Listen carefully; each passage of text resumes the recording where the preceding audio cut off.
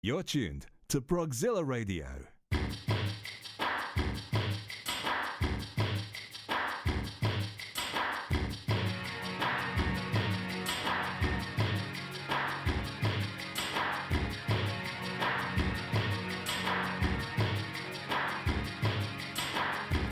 You're listening to Tabletop Genesis, a podcast by Genesis fans for Genesis fans.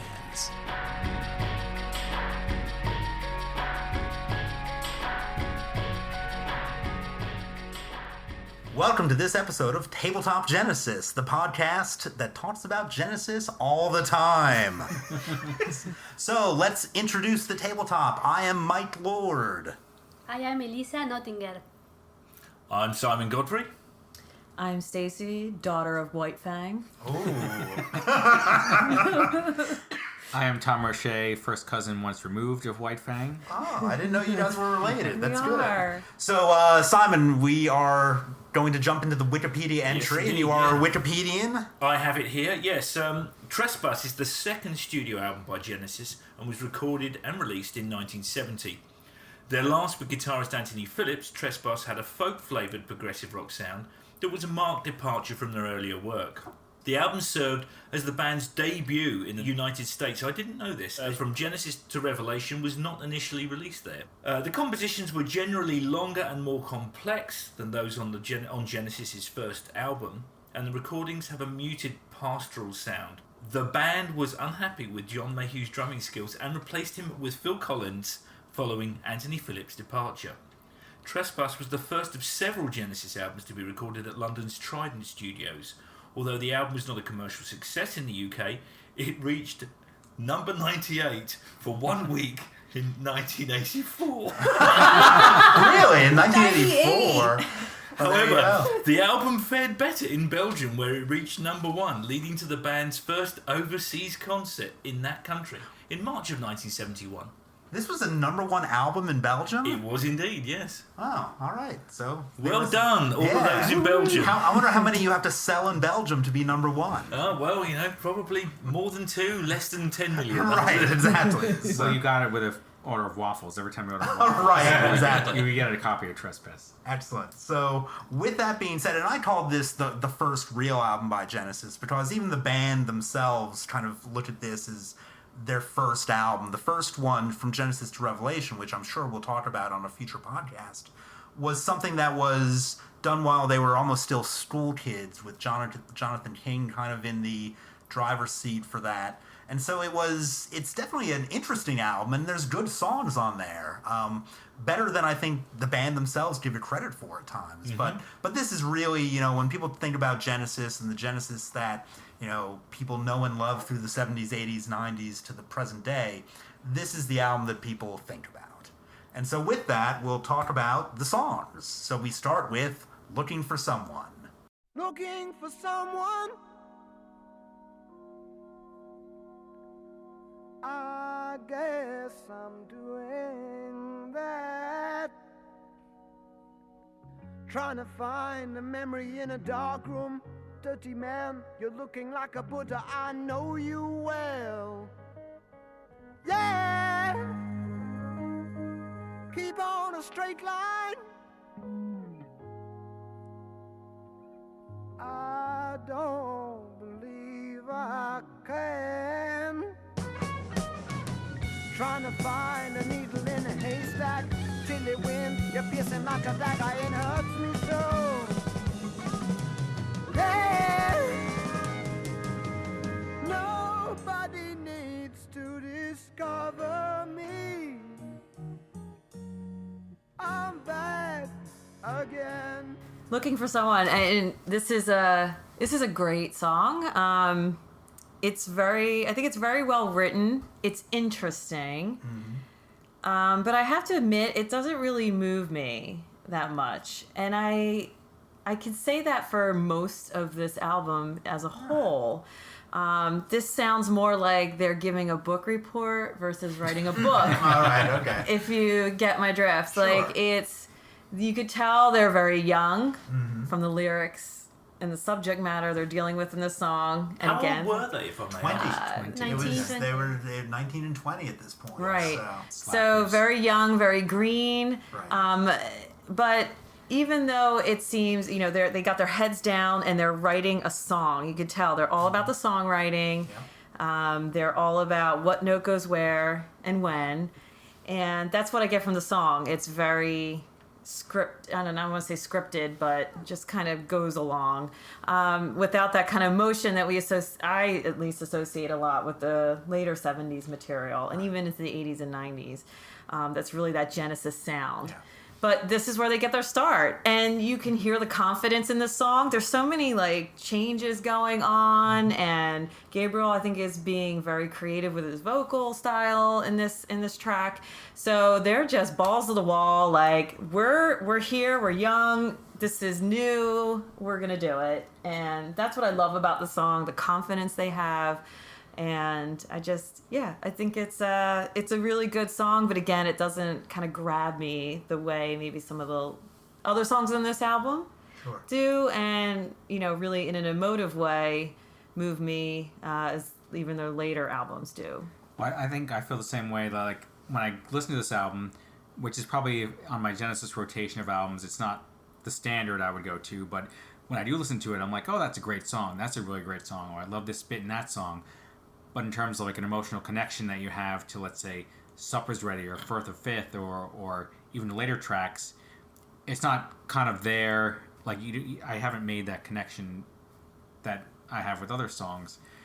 And I think they are trying things out. They are very confident, because I think what they had done with this album, which I had read through interviews and stuff, is that they had performed a lot of this stuff live before. They just went into the studios with this and recorded it as they played it live previously in shows. It wasn't a lot of back and forth of, let's try this. It's here's how we did it live, let's record it, let's put it down on record. Song, let's just do it. Right, exactly. And I think Gabriel, who wanted to test the waters in different genres, sings very soulfully on the opening lyrics. And I think he was doing that kind of purposely, because he had been told, you have to choose this genre or this genre to sing in. And he's like, no, I can't. We mix them all together. So he's in a little, soulful, looking for someone, It is actually a very bluesy kind of intro, actually. Right. It's quite beautiful, and I really like the lyrics. And it kind of moves me, unlike Stacy or but no, I really like it. I think it was one of the first Genesis songs that I heard. I had a cassette with songs from different eras, and this song caught my attention by the spirit where Gabriel sings his heart out. They are really young.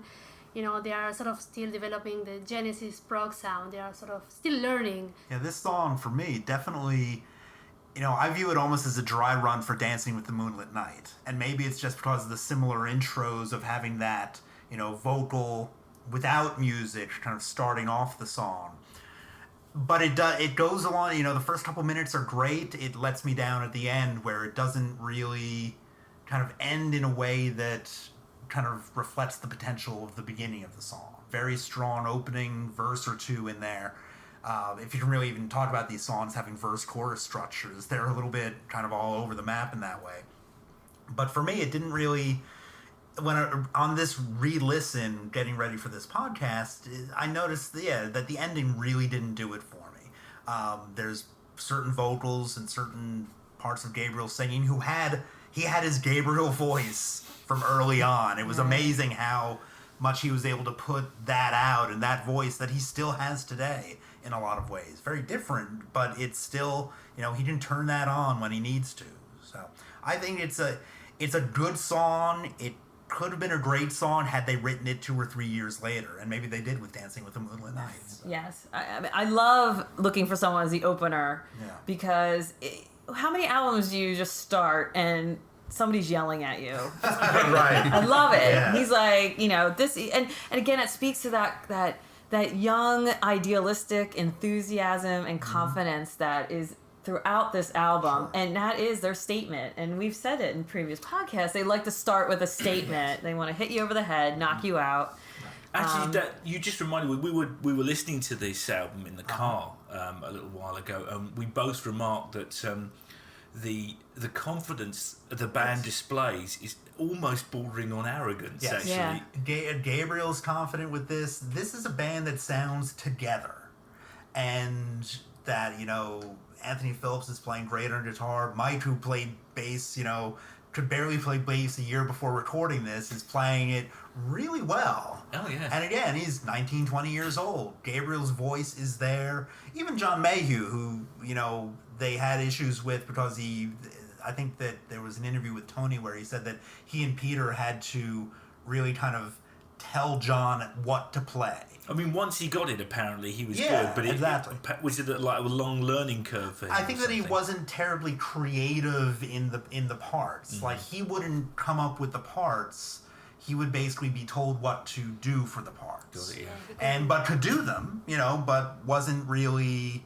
He wasn't a drummer like Phil who would sit down, listen to the music and say, I've got a part that can go with that, and it would elevate the music even more than they initially thought it was going to be.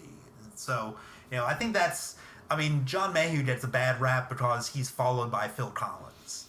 Yeah, and anybody, followed by Phil Collins really, is going to be a rough... I think when I listen to Trespass, before getting ready for this podcast, I would kind of be on John Mayhew's side. I mean, because the only thing I'd heard before was oh, they didn't like the way he played drums. Let's get someone else. And I would listen to that album and be like, he plays drums fine. I never listened to Trespass and be like, oh my god, those drums suck. Right. But then in doing some research for this, I realized that not only did they kind of have to walk him through what they wanted to play, but even he himself was not comfortable with his level of expertise. He didn't pick up drumsticks till he was 16 years old. So even when he was talking about playing on this album, he was like, I never felt really comfortable. They kind of had to and Peter or whoever did had to show him what to do.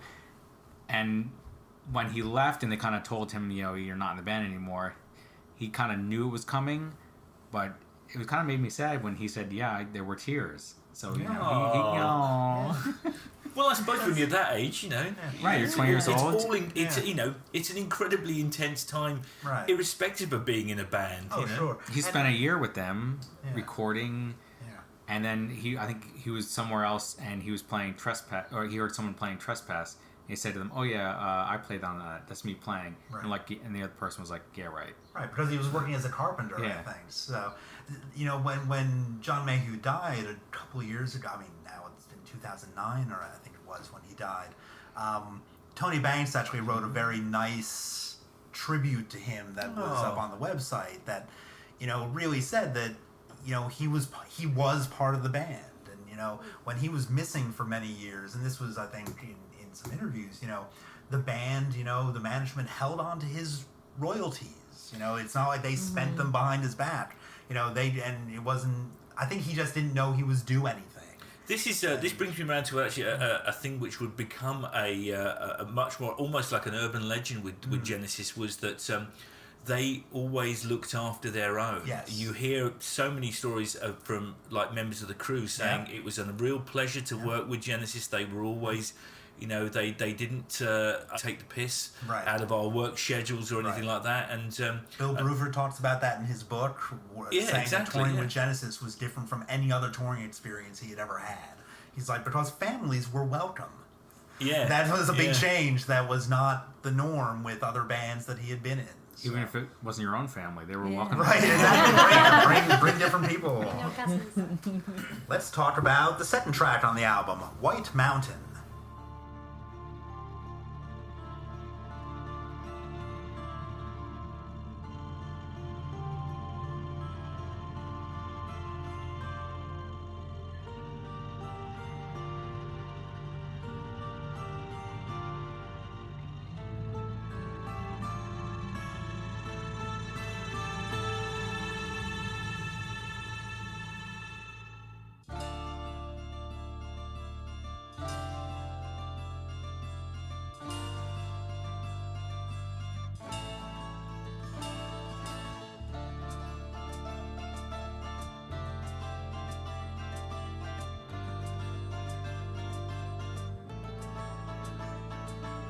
Then hung the web like a trap in a cage. The fox lay asleep in his lair.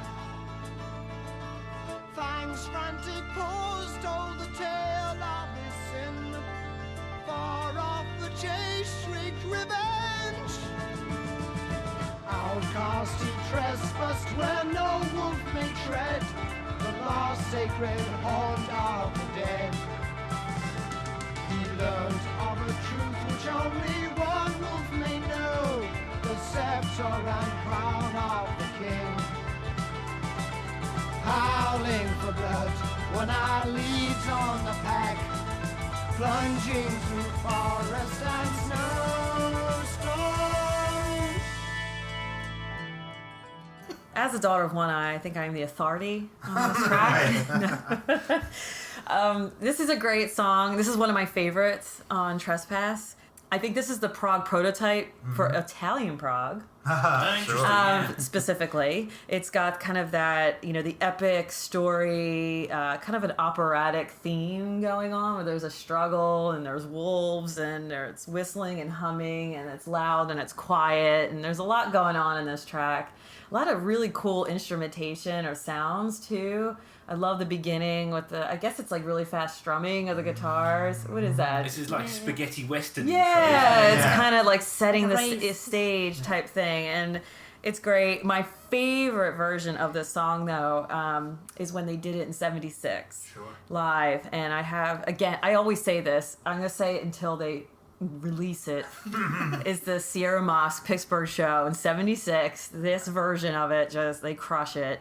And really enjoy it because I think Phil does a great job with the vocals. But Gabriel, I think this is just right in his wheelhouse vocally as well. And yeah, it's a fun song. Yeah. It's so nerdy. I love it. Good time. I think when speaking of the song, and your favorite, Trick of the Tail era version of it, when the Musical Box did their version of Trick of the Tail, it seemed to be, the overwhelming vibe from the crowd that the one song that everyone was like anticipating and waiting for was White Mountain, because that's probably the one song that no one had ever heard live before who was in our generation. Like you've heard cover bands do Dance on a Volcano, Supper's Ready, all this, but no one had really heard White Mountain. So when that started, you hear everyone like, all right, let's quiet down. This is a good time. We're hearing White Mountain. We've never ever heard this before. So it was that was like the one real moment of Musical Box I remember. It's like you got to hear this song that you'd never heard before.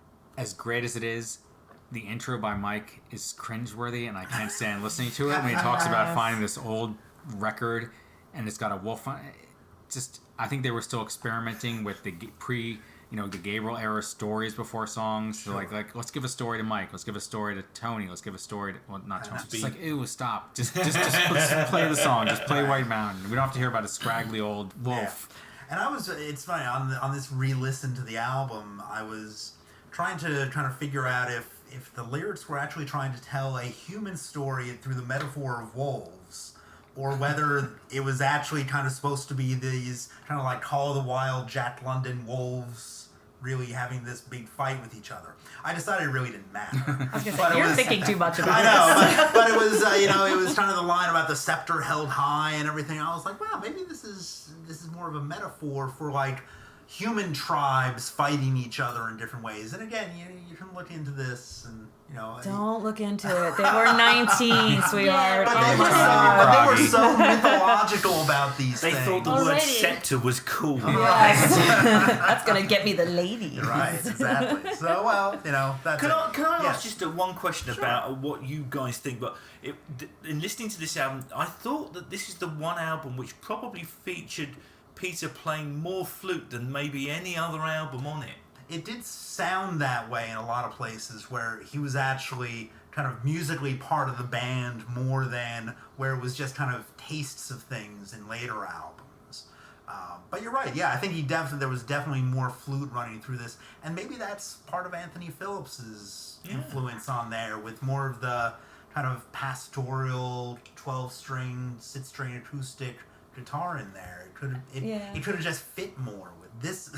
And I know they're very different musically, but whenever I hear one, it always makes me think of the other in one section of the song with the whistling, where I always think of Intruder by Peter Gabriel. Do you know that's a good point. I hadn't thought of that. And it's thank you. But it's I always when I hear Intruder and there's that whistling, I'm like, it reminds me of Trespass. Yeah. And it's just one of these things that, again, those two songs were 10 years apart in time, it's they're not even whistling the same melody or anything like that, but just that added to this kind of whistling bit at the end. I'm like, oh. So the next one, Visions of Angels.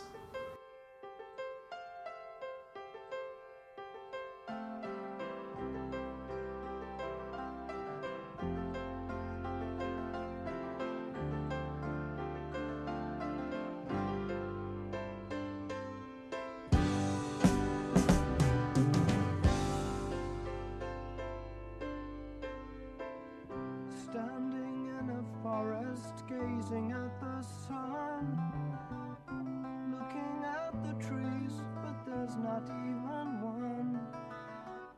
See a rippling stream with smiles and then goes by. Run to feel its comfort, but the water's dry. I see her face and run to take her hand. Why she's never there, I just don't understand. The trumpet sound, my whole world crumbles down. Visions of angels all around, dance in the sky, leaving me here forever goodbye. Yeah, I mean, I still think this should have been the lead-off track. I don't know why. It's not a very powerful song, but I think it's an incredibly catchy song. Yeah, it gets there though with the power in the chorus. I think there's definite emotion and power behind there. It's definitely this is like Ant Phillips all through and through, which is great. Yeah. And he is sometimes not forgotten about in Genesis lore, but is was basically on 2 albums, and then you have the classic 5-man lineup, so that does overshadow his contribution. But I think that there's always what Tony says and what other people say when they talk about this album was that Ant leaving was probably the biggest departure that they had to deal with, because he was so core to the writing and so core to the sound of what they were doing at that point. You listen to an album like Geese and the Ghost, and it's like Trespass Part 2. And you really see what Anthony Phillips brought to the table when you listen to his solo career. Are there actually clear delineations with the writing at this point? This was Rutherford and Phillips that would write together, and Banks and Gabriel. Banks and Gabriel would write. And I think this is probably the album where there started to be a bit more overlap with that. Right, yeah. Where they started to kind of throw more ideas into the mix and saw what came out. Is there any evidence to suggest that Anthony Phillips was really driving this particular song? I think this is the song he wrote about Gabriel's wife. The plot thickens. Oh. Yes. No, you can't delete it. We don't But have any trouble with but that was that Phillips was writing this about about Jill, whatever her maiden name was, but that was Gabriel's first wife. This is actually a song that they did, and I guess the tape has never surfaced, but they did a version of this from Genesis to Revelation. Really? Yeah, so you think that was in 68 when they recorded that. This is in 70. Phillips had been pining away for her for 2 years. It's interesting though that they have a long history of plundering their back sort of like catalogue of material and tapes. So yeah, I'm not surprised. But it's funny you should say that, because it kind of bears out what I believe about this, that this kind of should have really appeared on Genesis to Revelation. Sure, this has the feel to it, and kind of the quieter verses building up to these kind of epic choruses that they were very good at writing even back then. Yeah, that was my the overwhelming thing that I pull out of this track is I feel like this is really the first time we hear that classic Genesis song formula. So it's like a quiet melodic verse, then a big wall sound chorus, right, and then an instrumental like bridge part. Like that is the Genesis formula. And I can, I've said this to Simon many times. You throw any band at me, I'll tell you what their Genesis song is, because every band copies this formula for at least one song on some album. And, I love it. It's even here. And it's very interesting. Like you said that this was more of an Ant song. So it's almost like Ant's influence is really strong in them, if that's the case. Right. Because that formula, which is, ingrained in this song, they really do, I feel they do, carry it on throughout their whole career as a band. Well, there was a story that was I read in an interview, and I forget if it was Mike's wife or a friend of Mike or Ant's, that Ant was staying over after he left Genesis. He was staying over at Rutherford's house, or maybe Mike was over at Ant's house. I forget what it was. And this guest kind of saw Anthony playing 12-string guitar that was lying around, and was doing something with their back turned. And while their back was turned, Mike kind of came along and Ant had put the guitar down. Mike picked it up and started playing, and was almost indistinguishable, like the styles of the two of them and how they were playing, because the two of them had played together for so long that their writing and their playing styles were almost identical.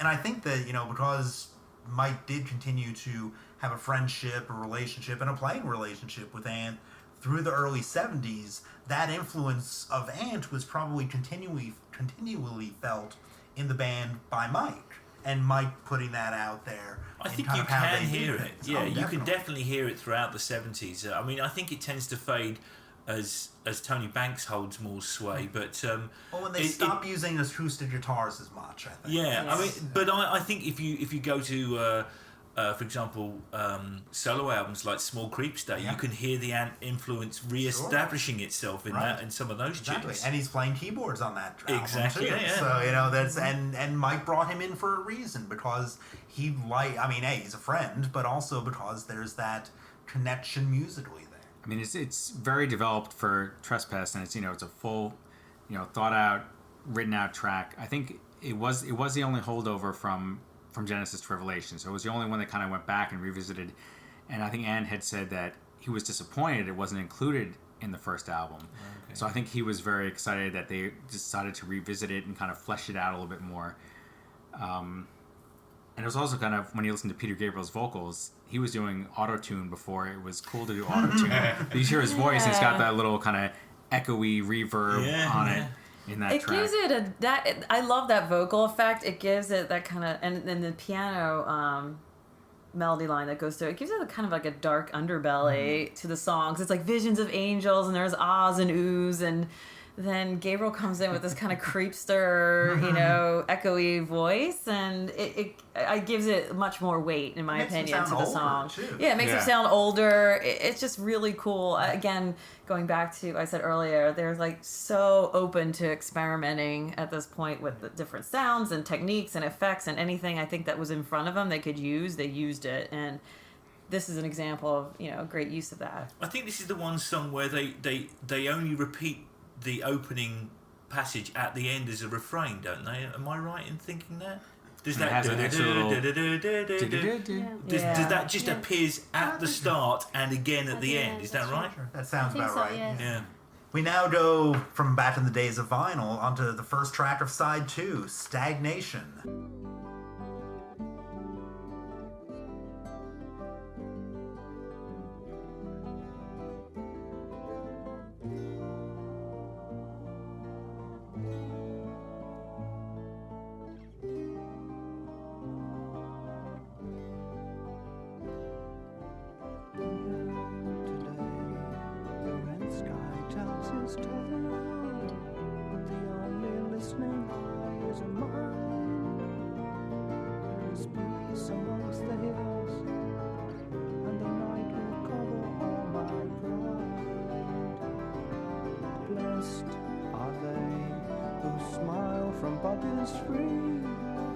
Seems to me like any other crowd who are waiting to be saved.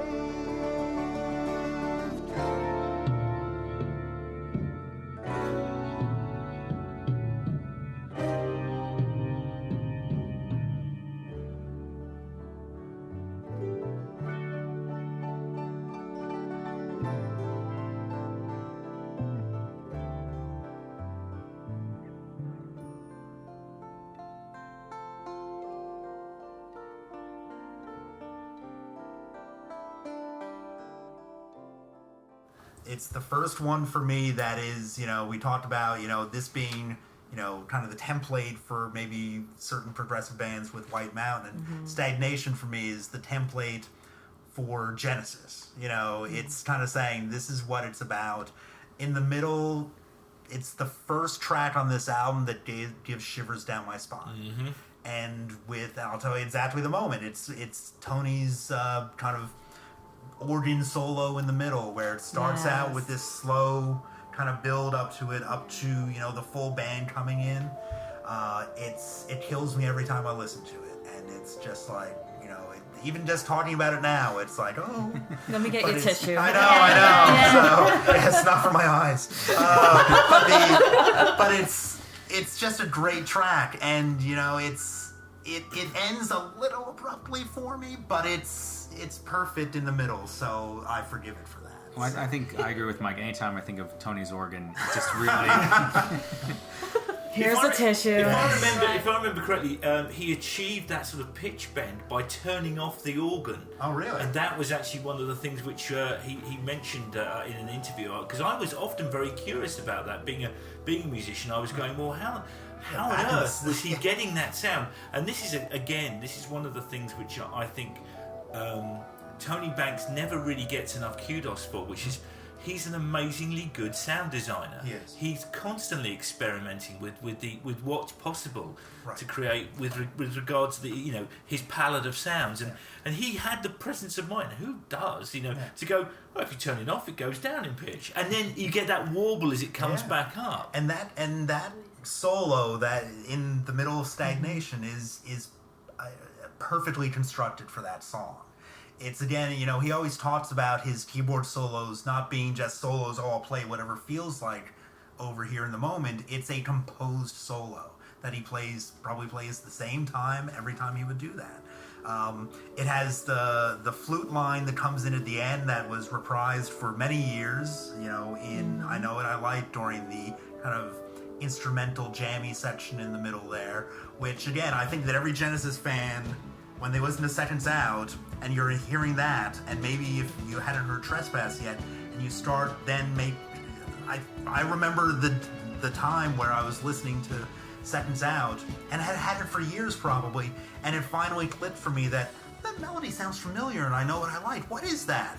It's somewhere on Trespass. What is that? And going back and finding it, and you're like, oh my God, they're referencing these songs in here, which I didn't know, and it just adds a whole other level of appreciation that in 1977 they were doing nods to their past that not everybody got at the moment, but those people who'd been around since Trespass were like, there you have it, that's good. So I think that there's one other thing I wanted to make sure which is you were talking about the link between the whistles. Oh, sure. One of the other things I always thought was funny, we were remarking on this a little bit earlier, is the fact that it makes a reference of sitting down and needing a drink. Yes. And we were just sort of like talking about the fact that there are only two songs in which the vocalist tells you to sit down. There's this and there's Home by the Sea. Sure. There's a connection to all these songs. It's interconnected, right? Yes, I'm sure that there's a doctoral dissertation out there waiting to be written that's about all the connections between Genesis lyrics and music and all that. Yeah, so. and I'm just thinking, somebody get Gabriel a damn glass of water. He wants a drink. He needs that drink. I know. I've never heard such an impassioned plea for fluids before. Hey, Nance, I'm parched.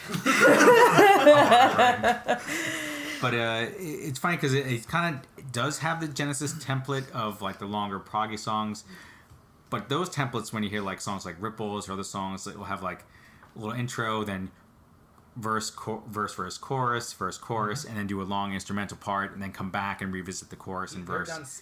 Gabriel's done singing less than a minute into the song. Yes. Right then they go into a 3-minute instrumental, which was even kind of odd for them. I don't think they've revisited that kind of template before. But it's one that kind of like, you're like, okay, I'll do this little bit of singing, and then they just really go for it with the instrumental, which is awesome. Yeah, I kind of regret because it's such a classic that true Genesis fans think about. It's one song that I've never seen live, even with tribute bands. They've never played it live. Right. Like you think, well, maybe the Music Box would have done like an early Gabriel era concert. But no, like this is one song that I've never ever seen live by anybody. Cover band, Genesis. It could be pretty powerful to play it live. I mean, It would the be pretty connection with the awesome, audience, yeah. everybody will go crazy. And these guys were writing lyrics again at 19 and 20 that, again, maybe it's a little bit, pretentious in certain ways, but, and I will wait forever beside the silent mirror and fish for bitter minnows amongst the weeds and slimy water, and thinking that that's going to be the lyrics of our music, and that's what we're going to sing to. I think these are Gabriel lyrics. I'm not 100% sure of that. Anybody else know for sure? I think any time you hear the word slimy, that's It's probably Gabriel. It always seems to be slimy and Shimmery. Yes, and but that's Well, other groups are trying to do She Loves You, yeah. They're doing, And there was slimy 19. bitter minnows. and it's just such. It's the type of thing that you listen to it, and I think that as when I was getting into this band, it was lyrics like this that were, old before their time, that when you're younger you want to be older. And for the people who get into wistful music and kind of yearning music in this way, this is what connected with me. Even when I first heard this 15 years after the album was released, probably maybe even longer than that, but it's what really worked. And it's easy to kind of jump to the knife and say, yeah, that's the cool song on this album. But there's so much here that's really solid. And I'm guessing that this is probably a Banks composition. I think musically, yeah. I think this is probably a Gabriel Banks kind of composition. Maybe he even wrote some of the lyrics to it too. I don't know for sure. It is interesting, sort of like the juxtaposition. You got the Visions of Angels, sort of like 12-stringy with a slightly poppy edge, and then you've got this very deep and misty kind of sort of. When I listen to this track, it almost feels like you're walking through the fog. You can make a very evocative video for this song. Yeah. That has nothing to do with the lyrics, but just something, walking through London on a foggy day by the Thames. When I first got the album Trespass, I listened to on repeat. I didn't really listen to all the other songs that much. I just clicked with this instantly. The first 30 seconds, I feel like I'm holding an armful of puppies on a rainbow. It's just so beautiful and warm and fuzzy, and then it goes, it turns, and I've heard Gabriel coin this as a journey song. Yes. And you feel like you're kind of going down this path, and first it's bright and sunny and warm, and then it kind of gets a little darker and shadier and cooler, and I love it. And as I said earlier, this album, and particularly Looking for Someone, is more book report, less book, in that it's their heads down and they're focusing on composition more than evoking any emotions. And evoking? Invoking. We'll let her slide for now. I only had one beer. Weird. So no, but this song is different. And I think that's why I played it on repeat, and I wasn't connecting with the other tracks when I first got the album, because this grabbed me and just really I connected with it, and it's beautiful. I love it. I love that the band in interviews they have fond memories of the song. They to them it's one of their favorites on the album, and I think it's a fan favorite as well. I'm sure we'll find out. I'm just reading my notes for the song as I wrote Stagnation. Epic song. That's all I have to say. Period. That's a good summary. I think that works. So we'll move on to Dusk.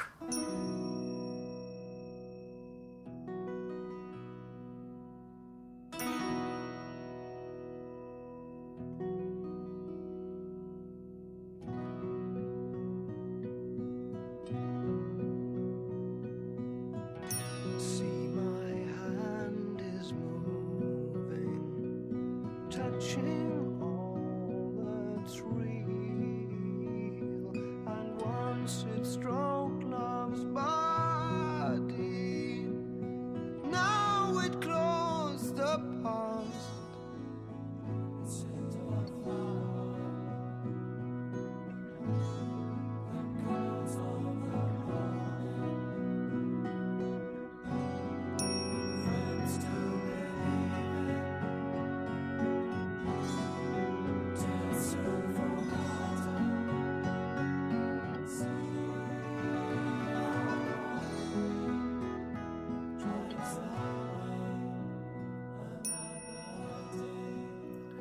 Do you know, this song is actually, I think this is a really underrated song. I really like this song, and it's not because of the fact that it's considered to be a classic song. It's a personal thing for me. This album, I have a co-writer, a guy called Rob Ramsey, who writes a lot of lyrics. This album is his favourite Genesis album. Oh, okay. This is his favourite out of all of them. And that caused me to look at it again. Okay. You know, when someone you respect says they like something, you give it another look. And this is the track which I really love. I think it's a very atmospheric song. It's not the greatest song they've ever written, but it does it for me. I think it hit home. It's a cool little song. It has these... I like the vocals in the, I mean, again, chorus, I'll call it, but although it's not really a verse, chorus type of song. It's a really neat little song that doesn't overstay its welcome. It's, you know, this was a short song that I think that they were good at kind of, it's not a pop song, certainly, but it's a folk song, you know, that prog folk type of thing. So Yeah, I love how this sounds, and to your point, I think so many, you know, listening to it to get ready for this show, I listened to it really carefully, and there's a lot of like subtle effects going on, and this is like for the year and their age and everything, you know, kind of coming together. It's like deceptively sophisticated. You know, it's something that's complex, but it sounds simple. Right. I think this song really is an example of that. And this is, of all the tracks on Trespass, this one has grown on me the most. Right. So, you know, going from to yeah. I think That's the official meter, by the way. Yeah. But yeah, and it does. And it, you know, I don't have that kind of emotional connection you do to it, Simon, but it definitely is more of, as a fan, an older fan now, connecting with it a lot more. Right. I can't help but think, because I've watched the Behind the Music special 1,000 times, every time it gets to the line in the song, "The captain stands alone," I think of a shot of Peter Gabriel and they're talking about him leaving the band. The captain stands alone. And like they talk, and then Gabriel left. I have a memory when I was a sophomore in college, and as far as I know, this was fall of 1990. As far as, you know, no internet yet or anything like that. As far as I knew, I was the only person who knew Genesis' back catalog in the entire world. Even not them, they didn't know it. So I'm walking down the hall of our new sophomore dorm, and I hear Trespass coming out of a room down the hall. And I was like, oh my God, I found my brethren. So I knock on the door enthusiastically, and he opens the door. I'm like, "You're listening to Trespass?" And he's like, "Yeah, I know." I was like, are we going to be best friends now? I was like, "You jerk." And he's now your So, mortal did enemy. you That's get- my mortal enemy. I condemn you if you're listening. I like this song. It's a little song, and it reminds me of later Harlequin. It's a song of that type of, you know, sound. You know, short song, like simple lyrics but beautiful lyrics. It also has one of the best segues between one track and another. Yes. I mean, I was it's gonna say that. it's an amazing. Look at my notes. Stacy loves her empty spaces. I love it. Because I mean, that lovely bit where you've got the interplay between the bottom note of a piano and those strumming of the chords. It's almost like a Spanish kind of sort of like yeah, it's strum. beautiful. At the end. of Yeah, the that's an incredibly unusual and very evocative end, I think. Yes. It's almost got that last piano note like A Day in the Life. Yeah. Almost that same kind of sound. Right. And then instead of lingering on, it just cuts into the knife.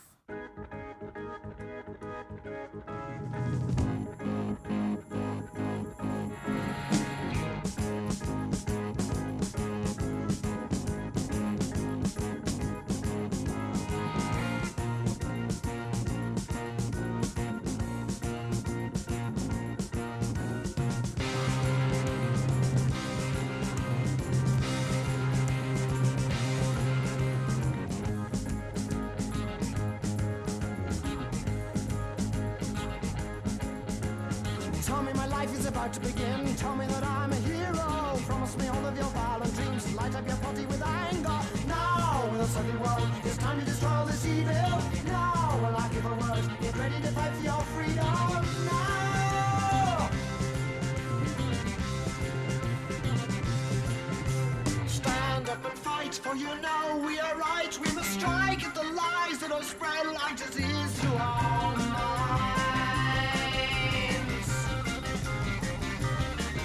Soon we'll have power, every soldier will rest, and we spread out our kindness to all who our love now deserve. Some of you are going to die, martyrs of course to the freedom that I shall provide.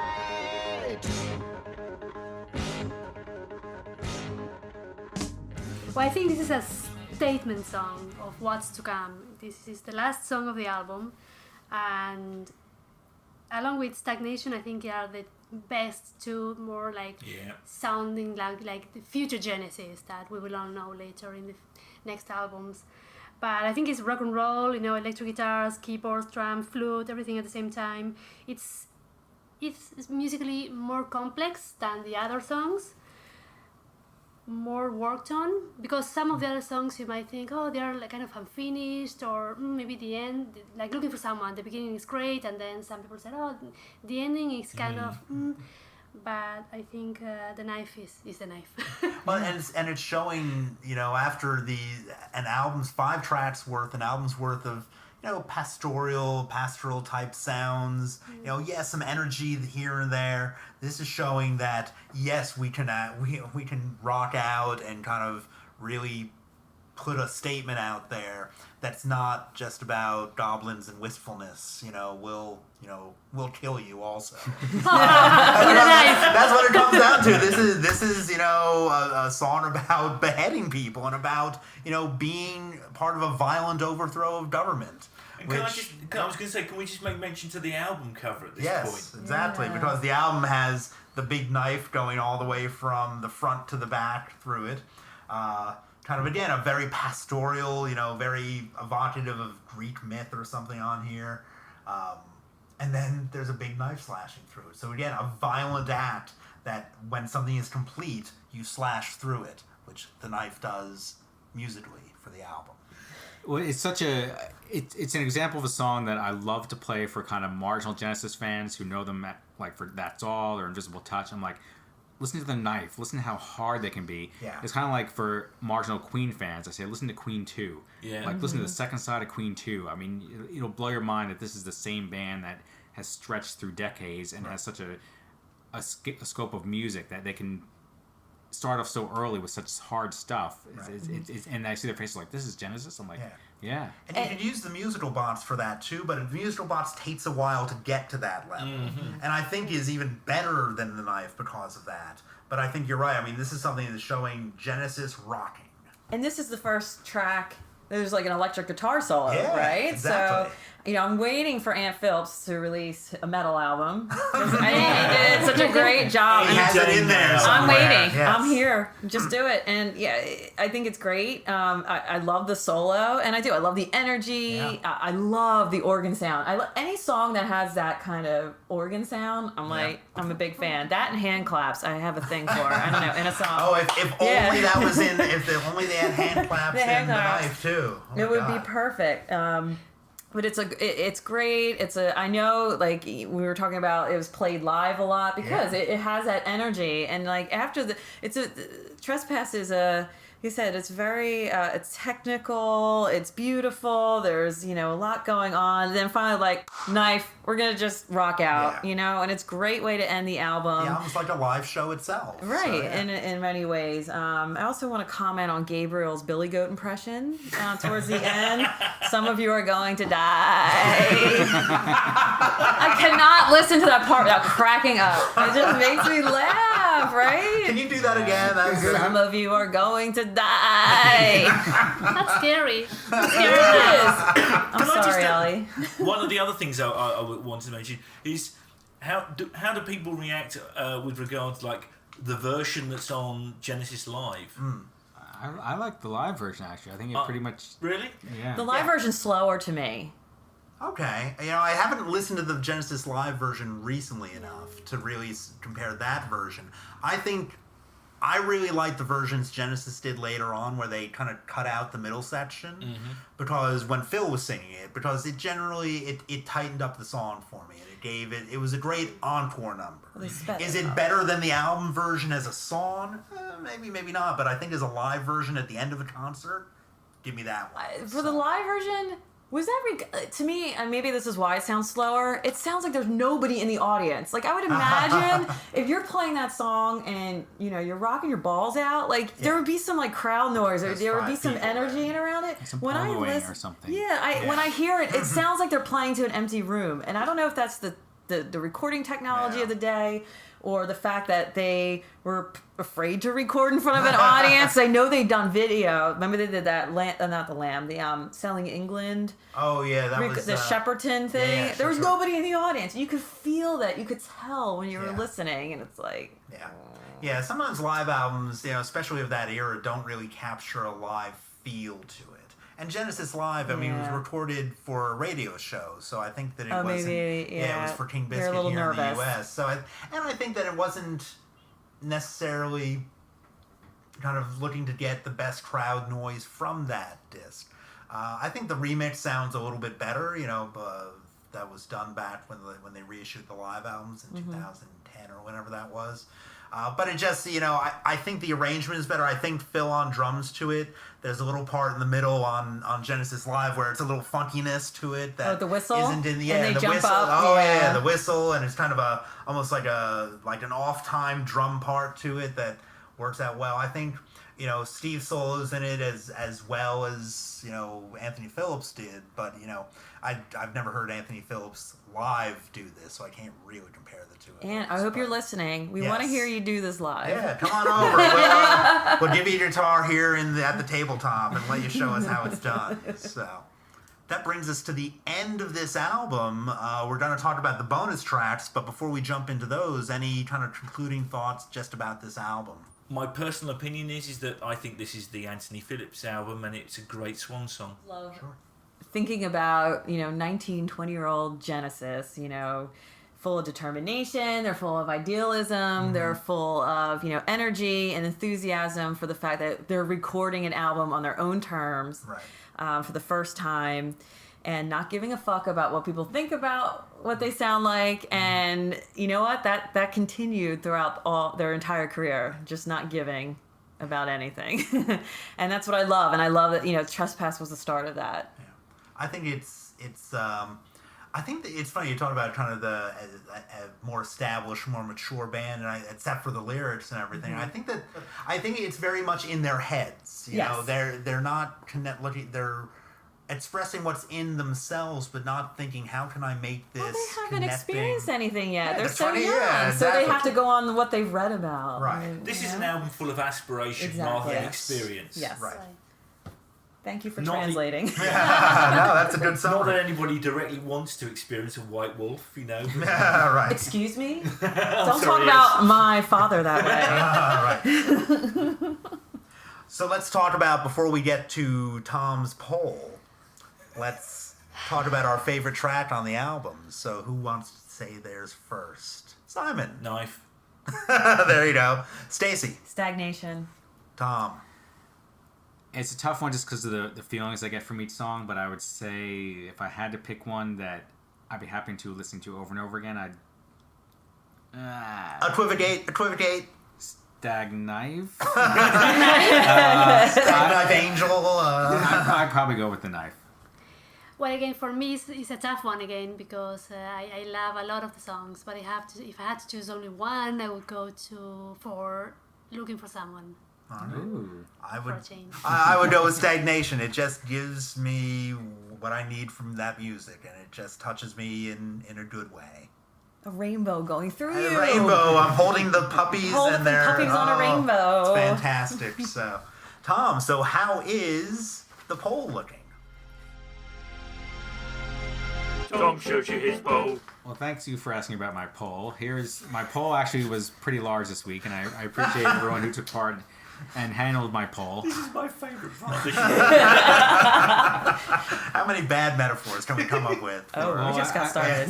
Thank you all for taking part in this poll for the last remaining weeks that it's been open, but it was a clear winner, although it was a very tight race for 1 and 2, and the first 2 choices far outweighed the rest of the songs. Sure. So the winner with a 37% stake of the vote was Stagnation. Really? Yeah. I thought The Knife was going to come out.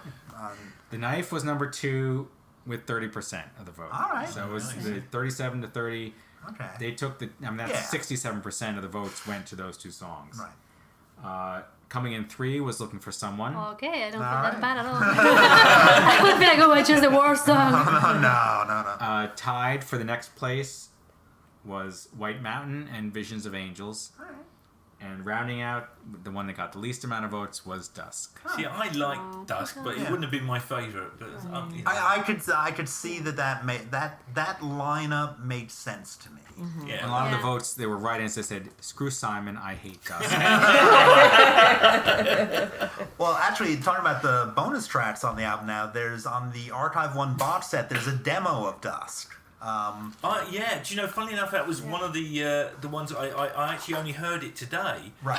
Which has got this sort of like long, sort of Beach Boys-esque sort of like, yeah, exactly, at the start of Yeah, it has the vocal bit at the end that's different.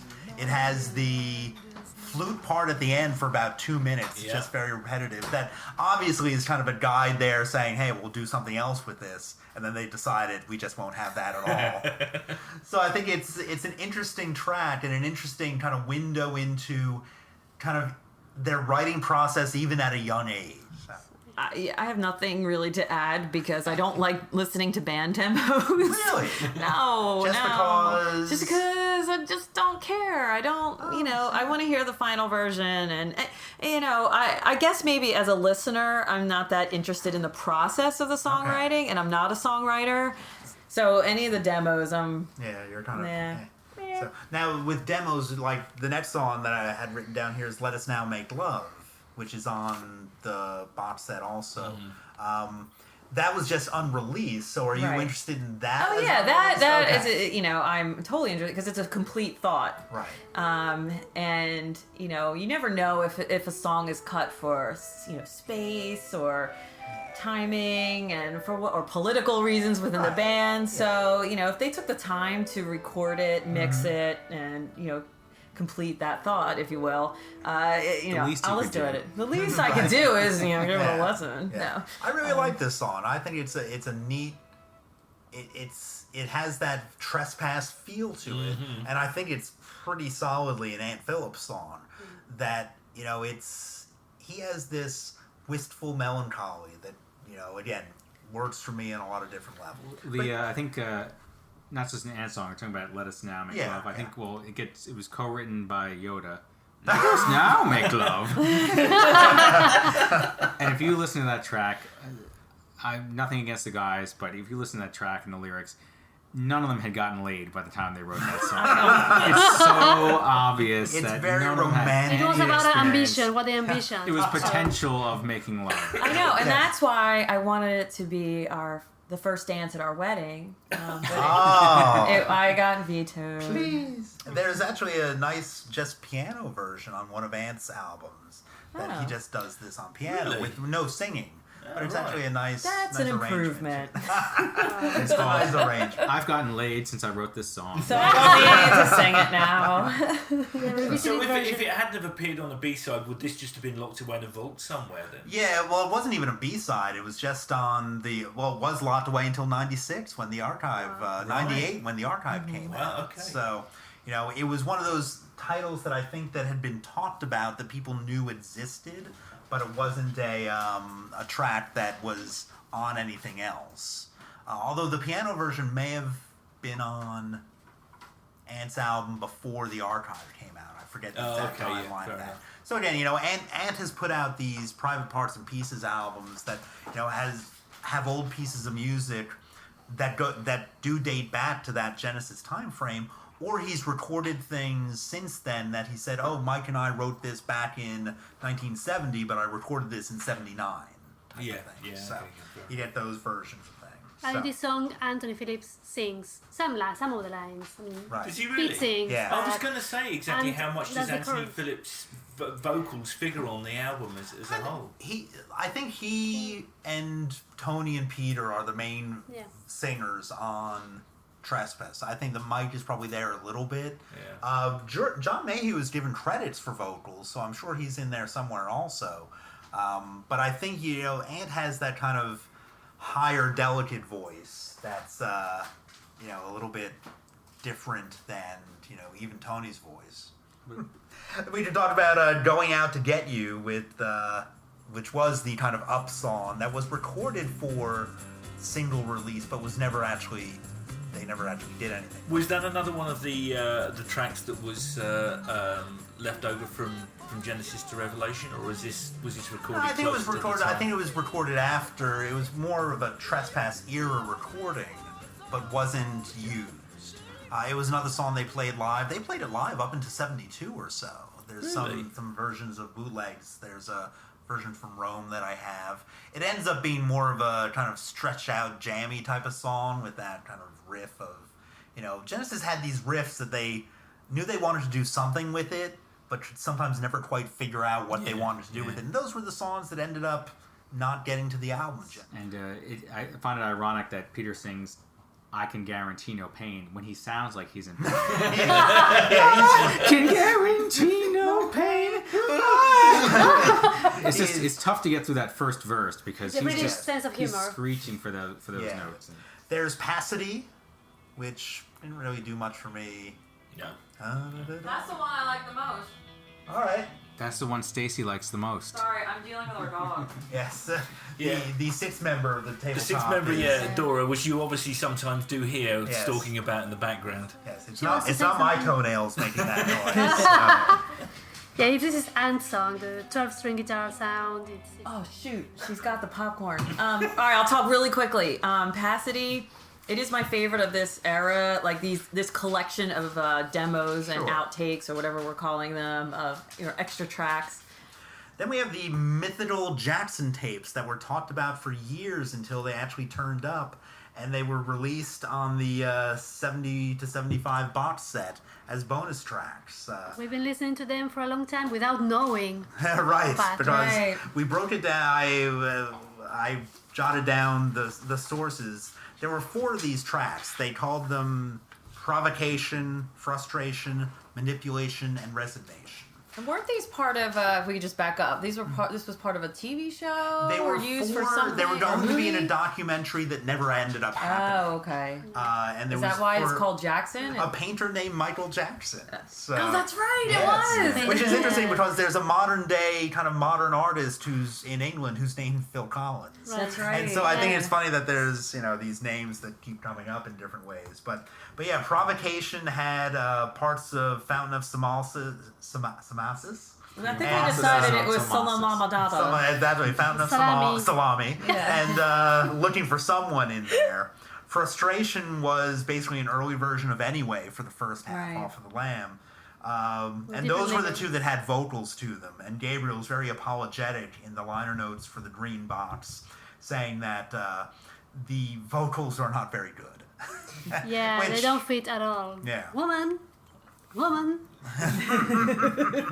Slimy. Maybe he's just pointing out the window going, Right, woman. woman, yeah. Yeah. I like lamp. The third track is Manipulation, which is a big chunk of musical box. And Resignation was one that the intro to it reminded me of an Anthony Phillips song that I don't know what it is. These were all recorded pre-Trespass.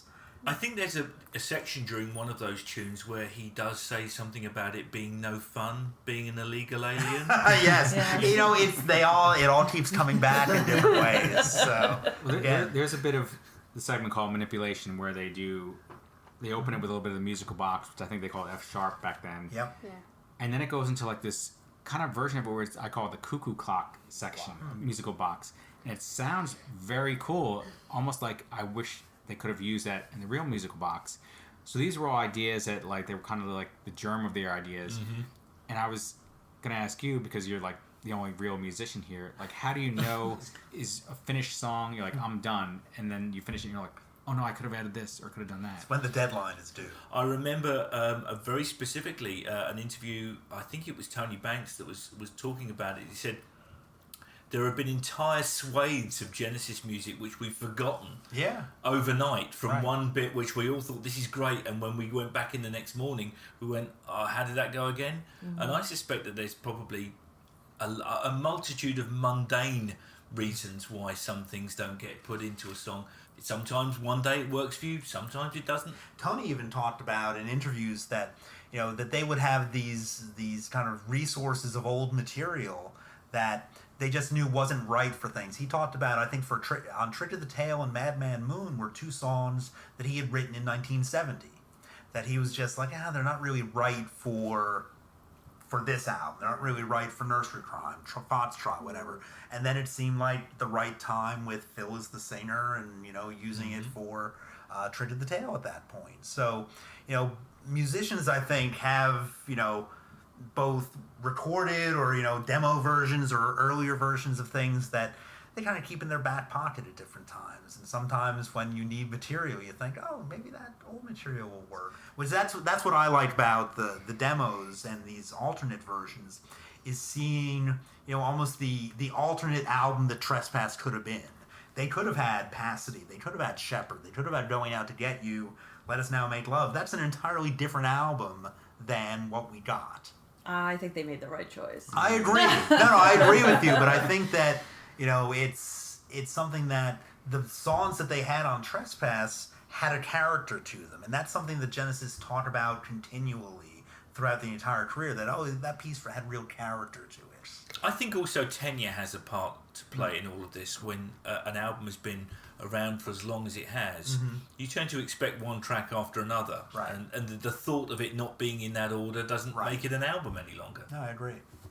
I was going to say that even though Trespass is considered the first real prog Genesis sound album, I think they were still in transition. I think they weren't ready for Musical Box or Fountain of Romances.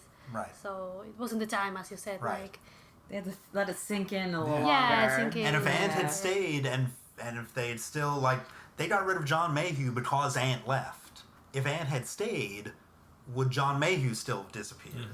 The alternate histories that you can have with Anthony Phillips still being in Genesis, with or without Phil Collins. Well, there's a story, isn't it, a little bit further down about Phil Collins. For a while, he was considering auditioning for Yes. Oh yeah. Well, you know, before he was in Genesis, and you know, all the musicians back then would go to the same bars, and you know, John Anderson said, "Come down and check things out." And I think at that point, Bruford was talking about going to university, ended up not going, so he didn't end up leaving. But you know, Phil could have been in Yes. So We could have been Tabletop Yes. yeah. So, all right. No, we would have been Toolshed Yes, wouldn't we? Yeah, that's right. All right, so thanks for listening to this episode of Tabletop Genesis about one of our I was gonna say favorite albums, but you know, I think they're all favorite albums. It's a significant one. Yeah. Exactly. Yeah. You know, and it's something that I think as we've talked about it, I know that I've, you know, grown to appreciate it a bit more. So thank you for listening. So we're gonna sign off now. Thanks for listening. This has been Tom Roche. This is Stacy. This is Simon. this is Ellie. And this is Mike, and we'll see you next time.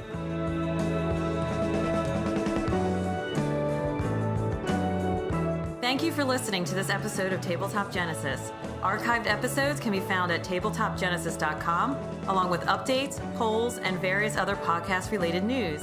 You can also subscribe to the podcast on iTunes to have the shows automatically and magically downloaded to your computer when we post new episodes. To keep up with all the Tabletop Genesis activity, follow us on Twitter at Genesis Tabletop.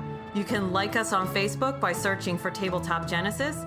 And you can also email us directly at genesistabletop@gmail.com. Let us know what you think of the podcast, or send us questions we can address on future episodes.